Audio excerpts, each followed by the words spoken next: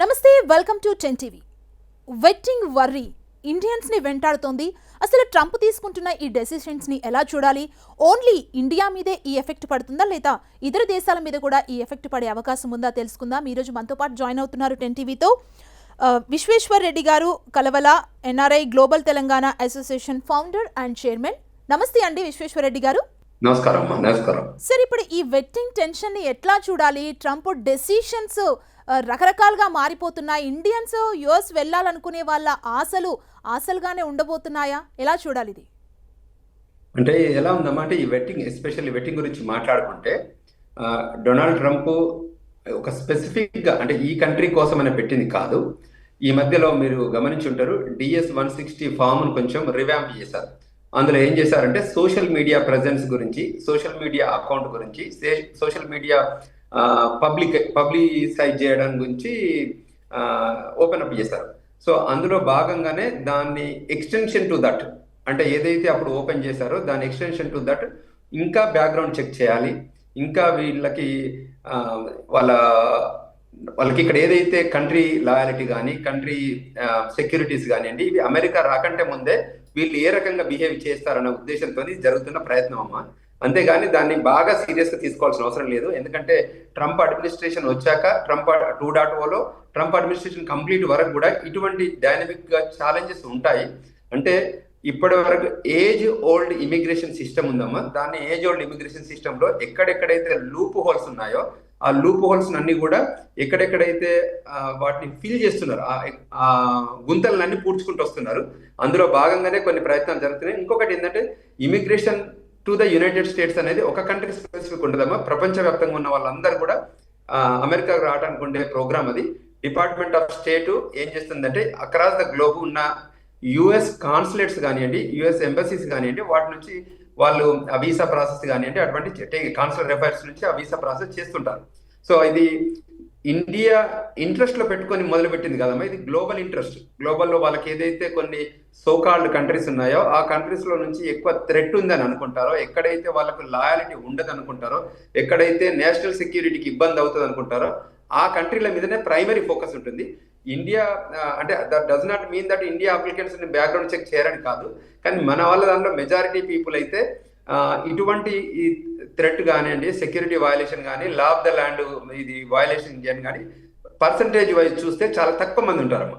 So అందుచేత ఈ India నుంచి ఎవరైతే అప్లికెంట్స్ ఉన్నారో, ఇండియన్ లో ఉన్న యుఎస్ కాన్సులేట్ లో అప్లికేషన్స్ పెట్టుకున్నారో వాళ్ళందరూ కూడా దీనికి ప్యానిక్ కావాల్సిన అవసరం లేదు, దీనికి భయపడాల్సిన అవసరం లేదు.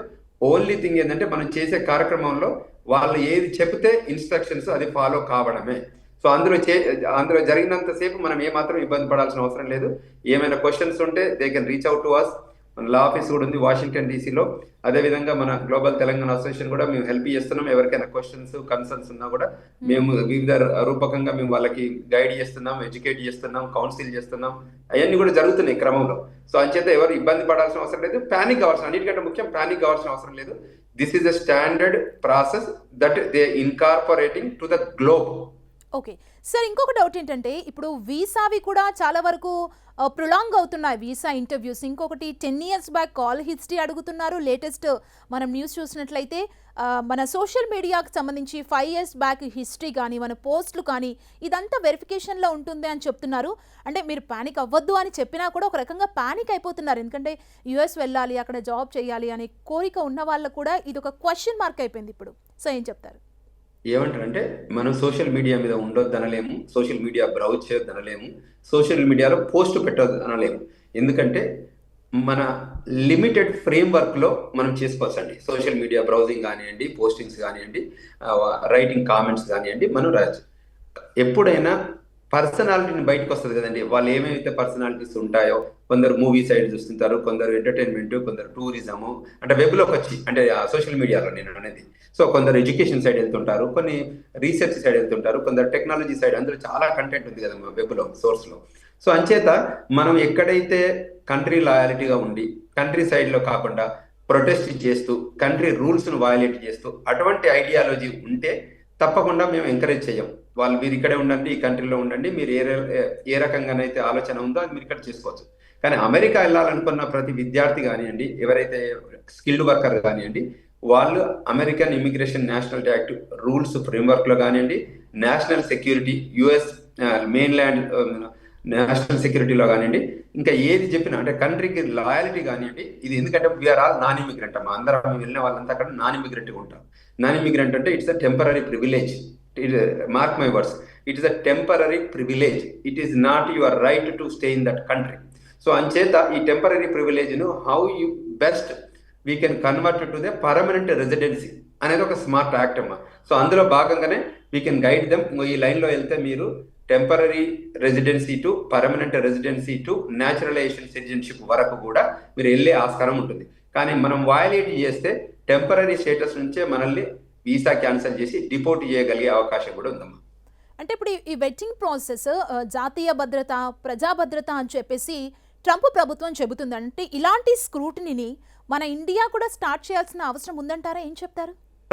తప్పకుండా అమ్మా, కరెక్ట్ పాయింట్ మాట్లాడారు మీరు.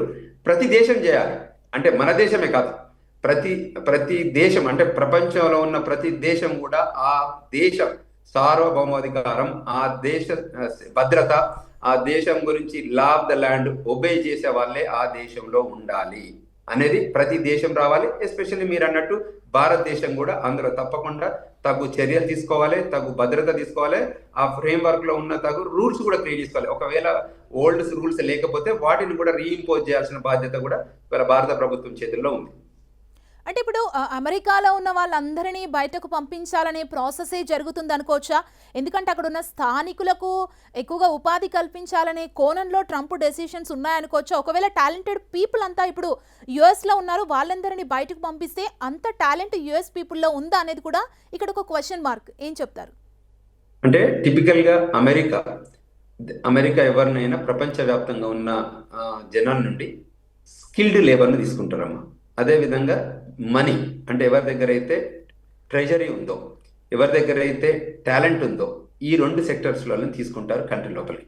అందులో భాగంగా అక్కడ అమెరికాలో వాళ్ళు ఎక్స్ట్రాడినరీ పెర్ఫామ్ చేశారనుకోండి, ఎక్స్ట్రాడినరీ ఎబిలిటీ ఉందనుకోండి, కంట్రీ ఎప్పటికీ కూడా వాళ్ళని పంపించదు, వాళ్ళ స్వదేశాలకు పంపదు. వాళ్ళకు మంచి ఇన్సెంటివ్స్ ఇస్తుంది, మంచి బోనస్లు ఇస్తుంది, మంచి ఇమిగ్రేషన్ స్టేటస్ ఇస్తుంది. వాళ్ళ ఎక్స్ట్రాడినరీ ఎబిలిటీ ఉంటే గ్రీన్ కార్డులు కూడా ఇస్తుంది. సో గ్రీన్ కార్డ్ వచ్చాక 5 years అది ఎట్లాగో సిటిజన్షిప్ వస్తుంది, అది సెకండరీ పార్ట్. బట్ ఎవరిని అమెరికా ఇండియాకు కానీ వాళ్ళ దేశాలకు పంపిస్తుందంటే ఎవరైతే అక్కడి రూల్స్ను వయలేట్ చేస్తారో, ఎవరైతే అక్కడి రూల్స్ను అడ్వాంటేజ్గా తీసుకుంటారో, ఎవరైతే అక్కడ నేషనల్ సెక్యూరిటీకి అగనెస్ట్గా ప్రొటెస్ట్ చేస్తారో, ఎవరైతే అక్కడ ఆ దేశం సార్వభౌమాధికారాన్ని మనం లాయల్గా ఉండమని, లా ఆఫ్ ద ల్యాండ్ను ఫాలో కామని అటువంటి బిహేవియరల్ ఎక్స్ప్రెషన్ చేస్తున్న వాళ్ళని మాత్రం ఆ దేశం తప్పకుండా ఆ దేశంలో ఉంచుకోదు, వీసాలు క్యాన్సిల్ చేస్తుంది, డిపోర్ట్ చేస్తుంది. ఇదంతా ఆ ప్రాసెస్ లో ఒక భాగం అమ్మా. సరే, ఇప్పుడు అందరిలో ఉన్న ఒక డౌట్ ఏంటంటే ట్రంప్ అధికారంలోకి వచ్చిన తర్వాత రకరకాల రూల్స్ పెడుతున్నారు, ఆ ఎఫెక్ట్ ఇండియాపై ఎక్కువ పడుతుంది, ఇండియన్స్ని ఇబ్బంది పెడుతున్నారని ప్రతి ఒక్కరు కూడా అనుకుంటున్నారు. ఇప్పుడు లేటెస్ట్గా తీసుకొచ్చిన ఈ వెట్టింగ్ ఇష్యూ కావచ్చు, అంటే ట్రంప్ అధికారం కోల్పోయిన తర్వాత వేరే వాళ్ళ అధికారంలోకి వచ్చాక ఇవన్నీ మారే ఛాన్సెస్ ఉంటాయా, లేదంటే యుఎస్లో ఇవే రూల్స్ కంటిన్యూ అవుతాయనే డౌట్ కూడా చాలా మందిలో ఉంది ఫర్దర్గా యుఎస్ వెళ్ళాలనుకునే వాళ్ళకి? అంటే బేసికల్గా you have a very good point. National security, national threat వాటికి రిలేటెడ్ ఇవైతే కంటిన్యూ అవుతాయమ్మా. మిగతావి అయితే ఇప్పుడున్న రిపబ్లికన్ పార్టీ ఉంది, ఇవాళ 3 years తర్వాత డెమోక్రటిక్ పార్టీ వచ్చింది అనుకోండి, వాళ్ళ ఐడియాలజీ, వాళ్ళ థాట్ ప్రాసెస్ ఎలా ఉండబోతుందో దానికి తగ్గట్టు ఆ రోజు ఇమిగ్రేషన్ లాస్లో రిఫైన్మెంట్ చేయొచ్చు, అప్డేట్ చేయొచ్చు, మాడిఫై చేయొచ్చు. దాని తప్పేం లేదు, ఎందుకంటే అది గవర్నమెంట్ ఎప్పటికి కూడా డైనమిక్గా కానివ్వండి, తర్వాత నీడ్ బేస్డ్ కానీ వాళ్ళు చేంజ్ చేస్తుంటారు. సో అది వెల్కమింగ్ యాక్ట్. బట్ ఇప్పుడున్న కరెంట్ సిచ్యువేషన్ ట్రంప్ అడ్మినిస్ట్రేషన్ ఒక 3 years ఉండబోతుంది కాబట్టి, సో ఏదైనా టిపికల్గా ఈ ఇమిగ్రేషన్ లాలో ఎలా ఉండబోతుందంటే, ఈ గవర్నమెంట్ అంటే ఏదైతే డిపార్ట్మెంట్ ఆఫ్ హోమ్లాండ్ సెక్యూరిటీ అనుకోండి, కస్టమ్స్ అండ్ బార్డర్ ప్రొటెక్షన్ అనుకోండి, ఇవన్నీ డిపార్ట్మెంట్లు ఎవరైనా కూడా వాళ్ళు ఆ కంట్రీకి క్వాలిటీ పీపుల్ ఇండక్ట్ చేసుకోవడానికి ఇష్టపడతారు. క్వాలిటీ పీపుల్ దగ్గర వయలేషన్స్ ఉంటే వాళ్ళు కూడా కరెక్షన్ చేస్తారమ్మా. ఆ కరెక్షన్ కోసమే జరుగుతున్న ప్రయత్నం తప్ప ఎవరిని కూడా మేము ఇప్పుడు కూడా, నేను 27 ఏళ్ల నుంచి ఆ దేశంలో ఉన్నాను, సో అంచేత తప్పకుండా రండి, మీకు ఎబిలిటీ, స్కిల్, నాలెడ్జ్ ఉంటే that is the best country to live. And also మీరు ఏదైనా ఎక్స్ప్లోర్ చేయాలనుకోండి, రీసెర్చ్ చేయాలనుకోండి, అడ్వాన్స్మెంట్ ఆఫ్ టెక్నాలజీలో లర్న్ చేయాలనుకోండి, చాలా రీసెర్చ్ ఫెసిలిటీస్ ఉన్నాయి, యూటిలైజ్ చేసుకోండి. తర్వాత కూడా మళ్ళీ మీరు మాతృభూమికి రండి మీ వీలుని బట్టి.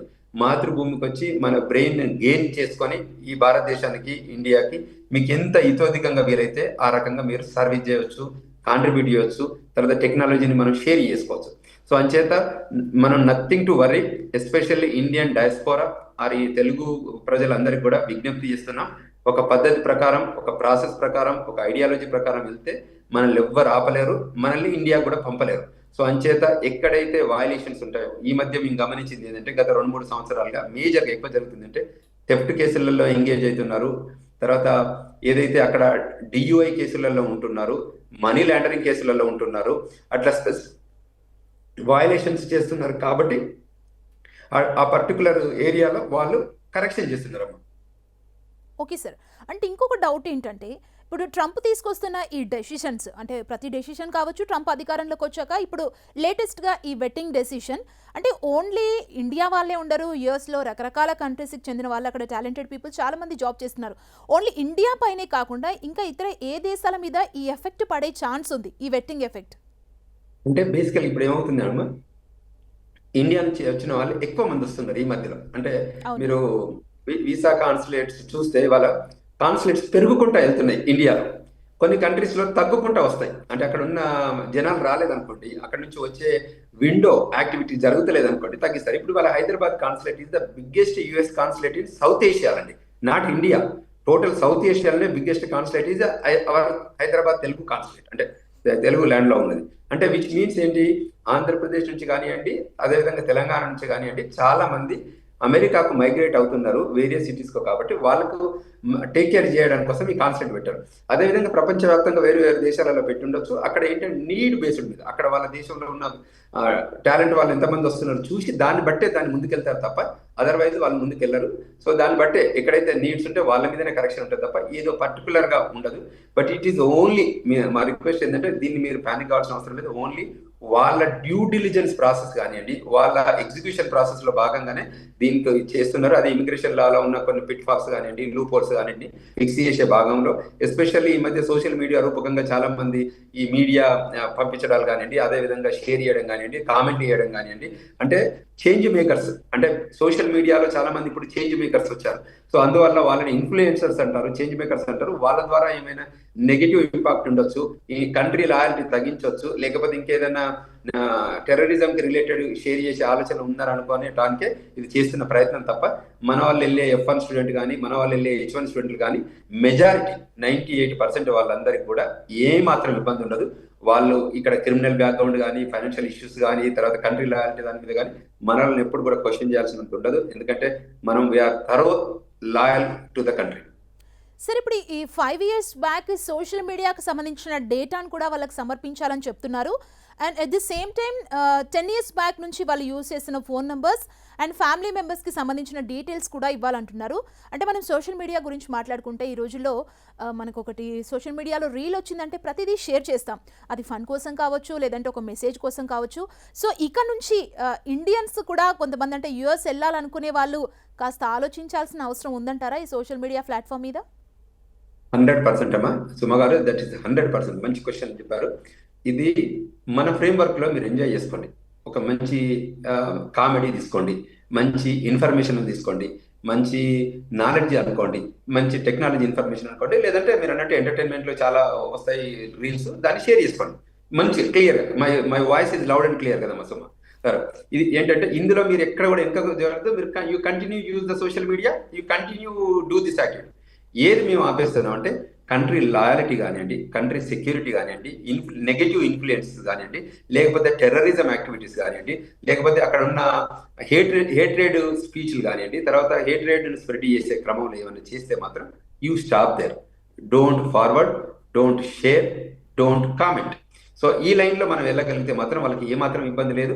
సో ఎప్పుడు కూడా మనం ఏం చేస్తున్నామో ఈ డిజిటల్ ఏజ్లో, ఇప్పుడు మీరు అన్నట్టు 5 ఏళ్ళే అనుకోండి, 10 ఏళ్ళే అనుకోండి, ఇవాళ మీరు చూస్తే నేను 27 years నుంచి అమెరికా సంయుక్త రాష్ట్రాల్లో ఉన్నాము. నేను ఎక్కడెక్కడ తిరిగాను, ఎక్కడెక్కడ ఉన్నాను, ఎక్కడెక్కడ యాక్టివిటీస్ చేశాను, నేను ఏమేం చేశాను, ఎక్కడెక్కడ ఎంప్లాయ్మెంట్ చేశాను అనేది ఇవాళ వాళ్ళ దగ్గర ఒక సింగిల్ బటన్లో వాళ్ళు రిపోర్ట్ తీసుకోవచ్చు. సో అంచేత అంటే నేను ఎక్కడెక్కడ ఎంగేజ్ అయ్యాను కన్వర్జేషన్లో, ఎక్కడెక్కడ ఆర్గనైజేషన్లో అప్లికేషన్ పెట్టుకున్నాను, ఎక్కడెక్కడ నేను వర్క్ చేశాను, ఎక్కడెక్కడ నేను టీ మీటింగ్స్ పెట్టుకున్నాను, ఎక్కడెక్కడ నేను ఇన్ఫ్లుయెన్స్ చేశాను సొసైటీని, దానిపైన వాళ్ళ దగ్గర మంచి రిపోర్ట్ ఉంటుంది. ఆ రిపోర్ట్ బేస్డ్ మీదనే వాళ్ళు యాక్ట్ చేస్తారు. సో దిస్ లైన్స్ లో అది 5 ఏళ్ళు ఉండొచ్చు, 10 ఏళ్ళు ఉండొచ్చు, వాళ్ళ దగ్గర ఈ డిజిటల్ ఏజ్ లో మనం జాగ్రత్త పడాల్సిన బాధ్యత మన చేతుల్లో ఉంది. మనం చాలా ఆర్గనైజ్డ్ గా ఉంటే తప్ప, మనం జాగ్రత్తగా ఉంటే తప్ప, చాలా మంది ఇంట్రూడర్స్ వచ్చి మన లైఫ్ లోకి వస్తున్నారు, మన టెక్నాలజీలోకి వస్తున్నారు, మన ఫేస్బుక్ అకౌంట్లకు వస్తున్నారు, మన సోషల్ మీడియా అకౌంట్లకు వస్తున్నారు, వచ్చి మనల్ని చాలా డిఫేమ్ చేస్తున్నారు, చాలా ఫైనాన్షియల్ గా కూడా నెగిటివ్ చేస్తున్నారు. అంచేత అన్నిటిని కలుపుకొని చాలా జాగ్రత్తగా ఉండగలిగితే we can do big difference, we can make big difference. Sir అంటే ఈ వెట్టింగ్ ఓన్లీ యుఎస్ లోనే ఉందా, లేదంటే ఇతర వేరే దేశాల్లో కూడా ఈ వెట్టింగ్ అమల్లో ఉందా? అంటే ఇప్పుడు యాజ్ ద టైం ప్రోగ్రెస్ ఇంకా పెంచుతారమ్మా. తప్పకుండా ఎక్కడి నుంచి వాళ్ళకి థ్రెట్ ఉందనుకుంటే, ఎక్కడి నుంచే కన్సర్న్ ఉందనుకుంటే, ఎక్కడి నుంచి ఇబ్బంది ఉందనుకున్న ప్రతి కంట్రీ కూడా దీన్ని మూవ్ చేస్తారు. ఎందుకంటే it is only small practice of action, it is way of that verification, validation, execution of the knowledge ఎంతవరకు ఉన్న దాని మీద ఇది టెస్ట్ చేయడం తప్ప ఇంకా వేరే ఏం కాదమ్మా. ఇది టిపికల్ ప్రాసెస్ అన్నట్టు. మనం ఇక్కడ వస్తే ఇట్లా పోలీసింగ్ వెరిఫికేషన్ ఉంటుందో అదే విధంగా పోలీస్ క్లియరెన్స్ ఎలా ఉంటుందో అదే విధంగా ఈ వెట్టింగ్ క్లియరెన్స్. అంటే ఇంకొక డౌట్ ఏంటంటే ఇండియన్స్ లో ట్రంప్కు అనుకూలంగా ఉన్న దేశాలు, ట్రంప్ సపోర్ట్ చేస్తున్న దేశాల్లో కూడా ఫర్దర్గా ట్రంప్ యుఎస్ లో ఏవైతే అమలు చేస్తున్నారో అవి కూడా అక్కడ అప్లై అయ్యే ఛాన్సెస్ ఉన్నాయి అనే డౌట్ కూడా చాలా మందిలో ఉంది ఇండియన్స్ లో స్పెషల్లీ. మీరేమంటారు? తప్పకుండా ఉంటాయి. ట్రంప్కు ఏది మనసుకు తోస్తే అదొక ఎగ్జిక్యూటివ్ ఆర్డర్ అవుతుంది, అది ఇప్పుడున్న కరెంట్ సిచ్యువేషన్ లో. తర్వాత అక్కడ ఏదైతే డిపార్ట్మెంట్స్ ఉన్నాయో అమెరికాలో, వాషింగ్టన్ డీసీలో కానివ్వండి, లేకపోతే వేరియస్ స్టేట్స్లలో, వాళ్ళందరూ ఇచ్చే ఇన్పుట్ బేస్డ్ మీద కూడా చాలా స్ట్రాటజికల్ గా ఒక ఎగ్జిక్యూటివ్ డెసిషన్ తీసుకుంటారు. సో దాని తర్వాత వాళ్ళ interest, American interest or Trump administration interest to safeguard the country, only dynamic word, safeguard the country, not any other things. That country is important. మొన్న recent గా మీకు తెలుసు Washington DC వేదికగా White House దగ్గర shooting అయ్యి 5 చనిపోయారు. So ఎటువైపు message ఇస్తుంది? మేము మీ దగ్గరకు వచ్చి వాషింగ్టన్ డీసీలో మీ వైట్ హౌస్ పక్కన మేము చంపగలుగుతాము అని మనం మెసేజ్ ఇస్తే అమెరికా ఏం చేయాలమ్మా? అమెరికా కూడా సొంతగా నిర్ణయాలు తీసుకోవాలి కదా. అమెరికా కూడా దీనికి ఛాలెంజెస్ ని స్వీకరించి దాన్ని కరెక్షన్ చేయాల్సిన అవసరం ఉంది కదా. ఫర్ దట్ రీజన్ ఏం చేయాలి? అందులో భాగంగానే వాళ్ళు ఏదైతే స్ట్రాటజిక్ డెసిషన్ తీసుకున్నారో, ఎక్కడి నుంచి అయితే అవుట్ సైడ్ నుంచి లోపలికి వస్తున్నారో వచ్చే వాళ్ళ దగ్గరనే ఫిల్టరేషన్ కావాలి, స్క్రీనింగ్ కావాలి, వాళ్ళని ఎక్కడైతే ఇష్యూస్ ఉన్నాయో వాళ్ళని అడ్రస్ చేసి వాళ్ళని డిపోర్ట్ చేయాలి, లేకపోతే అసలు వీసాని ఇవ్వద్దు అనేది ఒక మోడల్. సో దాని రూపకంగా ఈ సమస్యను వాళ్ళు సరిదిద్దుకునే అవకాశం దొరుకుతుంది. సార్ ఇంకొక డౌట్ ఏంటంటే ట్రంప్ అధికారంలోకి వచ్చినప్పటి నుంచి కూడా రకరకాల డెసిషన్స్ తీసుకుంటున్నారు, రకరకాల మార్పులు చేర్పులు చేస్తున్నారు, మొదటి నుంచి లేటెస్ట్గా ఉన్న ఈ వెట్టింగ్ ఇష్యూ వరకు. సో అక్కడున్న రాజకీయ పార్టీల నుంచి ఎలాంటి స్పందన ఉంది సార్? అంటే వాళ్ళ రియాక్షన్స్ ఎట్లా ఉన్నాయి యుఎస్లో? అమెరికాలో ఉన్న పొలిటికల్ పార్టీలలో మేజర్ ఏంటంటే రిపబ్లికన్ పార్టీ, డెమోక్రటిక్ పార్టీ, ఇంకా దాని తర్వాత మిగతా చిన్న చిన్న పార్టీలు ఉన్నా కూడా మేజర్ ప్రెజెన్స్ ఉన్నది ఈ 2 పార్టీలు. ఇవాళ ఉన్న పార్టీ స్ట్రాంగ్ గా ఇవాళ గవర్నెన్స్ లో ఉన్నది రిపబ్లికన్ పార్టీ.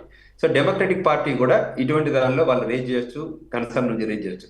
కానీ ఆ పొలిటికల్ పార్టీ కూడా నేషనల్ సెక్యూరిటీకి కానీ నేషనల్ ఇంట్రెస్ట్కి వచ్చినప్పుడు కానీ వాళ్ళు గవర్నమెంట్ రూల్స్ ప్రకారమే వెళ్ళాలని చెప్తారు. వేరే కామర్స్ రిలేటెడ్ అనుకోండి, ఇమిగ్రేషన్ రిలేటెడ్ అనుకోండి, వేరే వాటిలలో వచ్చినప్పుడు తప్పకుండా వాళ్ళు కొంచెం ముందు వెనుకకు ప్రొటెస్ట్ చేయొచ్చు, మాట్లాడవచ్చు. సెనెట్ కానీ కాంగ్రెస్ లో కానివ్వండి, తర్వాత వేరియస్ హౌస్ ఆఫ్ రిప్రజెంటేటివ్స్ కానివ్వండి, ఎక్కడ మన వాళ్ళు ఎక్కడ ఉంటే అక్కడ వాళ్ళు రేజ్ చేస్తారు. బట్ వేరే this situation is completely different. So A political party అయినా ఇప్పుడు ఇండియాలో ఉన్న ఇప్పుడు బీజేపీ, కాంగ్రెస్, ఇంకా ఎన్ని పార్టీలు ఉన్నా కూడా ఇండియాకు సమస్య వచ్చి అంటే భద్రత సమస్య వస్తే అన్ని పార్టీలు ఒక త్రాటి మీదకి వస్తాయి, ఆ భద్రత సమస్యను దాని సొల్యూషన్ తీసుకుంటారు. అంటే ట్రంప్ డెసిషన్స్ సడన్ గా తీసుకోవడం, డిఫరెంట్ డెసిషన్స్ తీసుకుంటారు. అసలు ట్రంప్ ఉద్దేశం ఏంటి సార్? ఇప్పుడు ఈ వెట్టింగ్ ఇష్యూ గురించి మాట్లాడుకున్నట్లయితే అసలు ట్రంప్ ఏమనుకుంటున్నారు? ఒక్కటే అనుకుంటున్నాడు ట్రంప్, మా దేశం లోపలికి వచ్చేటోళ్ళు, మా దేశంలో ఉండేటోళ్ళు, మా దేశం సార్వభౌమాధికారాన్ని, మా దేశం భద్రతను, మా దేశం లాలను ఫాలో అయ్యేటోళ్ళు మా దేశంలో ఉండండి అని కోరుకుంటాడు. అవి కాకుండా ఇంకెందులో పార్టిసిపేట్ అయినా మీ దేశానికి వెళ్ళిపోండి, లేదా మేము మిమ్మల్ని డిపోర్ట్ చేస్తాం. Country interest first, make America great again, అన్న ఆలోచన విధానంతో ఎక్కడెక్కడైతే అమెరికన్ ఇమిగ్రేషన్ సిస్టంలో కానివ్వండి, అమెరికన్ లీగల్ సిస్టంలో కానివ్వండి, ఇటువంటి ఎక్కడెక్కడ గ్యాప్లు ఉన్నాయో వాటి మీద కన్సర్న్ కానీ ఇండియా స్పెసిఫిక్ కాదు. కాకపోతే ఇండియా నుంచి వచ్చే వాళ్ళు మెజారిటీ తెలుగు రాష్ట్రాల నుంచి ఉండడం వల్ల మనకు అది ఇమీడియట్ గా కనబడుతుంది తప్ప వేరే ఇంకేం ఇష్యూ లేదు. అంటే ఇప్పుడు ఈ వెట్టింగ్ది సంబంధించి సెటిలర్స్ మీద ఎక్కువగా ఎఫెక్ట్ చూపించే ఛాన్స్ ఉందా, లేదంటే యుఎస్కి ఇప్పుడు వెళ్ళాలనుకునే యువత, అంటే ఫస్ట్ టైం యుఎస్లో అడుగు పెట్టాలనుకునే వాళ్ళ మీద ఎక్కువగా ఎఫెక్ట్ చూపించే అవకాశం ఉందా? రెండింటితో కంపేర్ చేస్తే ఏం చెప్తారు? అంటే ఎలా ఉంటుందమ్మా, ఆల్రెడీ వీసా వచ్చి అమెరికాలో ఉన్న వాళ్ళను ఒక రకంగా బ్యాక్గ్రౌండ్ చెక్ చేస్తారు. కొంతమంది ఇంకా అమెరికాకే పోలేని వాళ్ళని వాళ్ళు DS 160 ఫామ్ ఫిల్ చేసుకొని ఆ పేపర్ వర్క్ చేసుకొని వీసా ఇంటర్వ్యూకి వెళ్ళి దాని తర్వాత వీసా వచ్చాక అమెరికాకి వస్తారు. సో అందులో భాగంగా ప్రీ డిపార్చర్ వాళ్ళు background check, pre issuing of visa they are doing this due diligence are doing checks and balances. But whereas America country ల్యాండ్లో ఉన్న వాళ్ళు, అక్కడ ఆ దేశంలో ల్యాండ్లో ఉన్న వాళ్ళు కూడా వయలేషన్ చేస్తే, వయలేషన్స్ లో కూడా చిన్న చిన్న వయలేషన్ చేస్తే పనిష్మెంట్ ఎలా ఉంటుందంటే నాన్ ప్రాఫిట్ వర్క్ ఉంటుంది, అంటే చారిటీ వర్క్ చేయమని చెప్తారు. సొసైటీ నిర్మాణం కోసం ఏమైనా సేవా కార్యక్రమాలు చేయమంటారు. కానీ అక్కడ వచ్చి షూటింగ్లలో ఇన్వాల్వ్ కానీ, మనీ లాండరింగ్లో ఇన్వాల్వ్ కానీ, హ్యూమన్ ట్రాఫికింగ్లో ఇన్వాల్వ్ కానివ్వండి, కంట్రీ లాయల్టీ మీద ఇన్వాల్వ్ కానీ, నేషనల్ సెక్యూరిటీ మీద ఇన్వాల్వ్ కానీ, ఇటువంటి ఇష్యూలలో ఉన్న వాళ్ళకి మాత్రం చాలా సీరియస్గా ఉంటుంది. దానిపైన అక్కడ పనిష్మెంట్స్ ఉంటాయి, దాని తర్వాత జైలు టర్మ్ ఉంటుంది, దాని తర్వాత డిపోర్టేషన్ ఉంటుంది. సో అంచేత మనం ఏ ట్రాక్ లో మనం వెళ్ళాలి, ఎటువంటి అడ్రస్ చేయాలి అనేది మనం ఇండివిజువల్ గా థింక్ చేయాల్సిన అవసరం ఉంటుంది. ఇంకొక డౌట్ ఏంటంటే, ట్రంప్ అంటేనే ఒక పెద్ద సామ్రాజ్యాన్ని క్రియేట్ చేసుకోవాలి, టాలెంట్ అంతా అమెరికాలోనే ఉండాలి, డెవలప్మెంట్ అంతా అమెరికాలో ఉండాలి, ఇది ఒక బిగ్ కంట్రీ అని చెప్పి అంటుంటారు ఎప్పుడు చూసినా. సో ఇంత కఠిన నిబంధనలు అమలు చేయడం వల్ల ఎవరైతే వెళ్ళాలనుకుంటున్నారో, ఇండియా కావచ్చు, ఇతర కంట్రీస్ నుంచి కావచ్చు, టాలెంటెడ్ పీపుల్స్ ఇన్ని కఠిన నిబంధనలతో ఆగిపోయే సిచ్యువేషన్ కూడా ఉంటుంది. సో ఒక రకంగా చూస్తే ఇది అమెరికాకు నష్టంగా కూడా మనం చూడొచ్చా? అంటే అమెరికాకు నష్టం కంటే ఎక్కువ అమెరికా కూడా ఆ కంట్రీ సెక్యూరిటీ ఇంట్రెస్ట్ కూడా ఆ కంట్రీ ఇంపార్టెంట్. అంటే ఎక్స్ట్రాడనరీ స్కిల్ ఉండొచ్చు, కానీ ఆ కంట్రీకి లాయల్టీ లేదనుకోండి, మన కంట్రీకి వచ్చి ఇన్ఫ్లుయెన్స్ చేస్తూ ఇబ్బంది పెడితే వాళ్ళు ఎందుకు రాణిస్తారమ్మా? So at the same time అంటే మీకు చాలా నాలెడ్జ్ ఉండొచ్చు, టెక్నాలజీ ఉండొచ్చు, చాలా ఎగ్జిక్యూట్ చేయొచ్చు, but at the same time America సంయుక్త రాష్ట్రాల్లో వచ్చిన తర్వాత, ల్యాండ్ అయిన తర్వాత మళ్ళీ అమెరికన్ లీగల్ సిస్టమ్ నేను ఫాలో కాను అని అంటే అది it is not welcoming act కదా.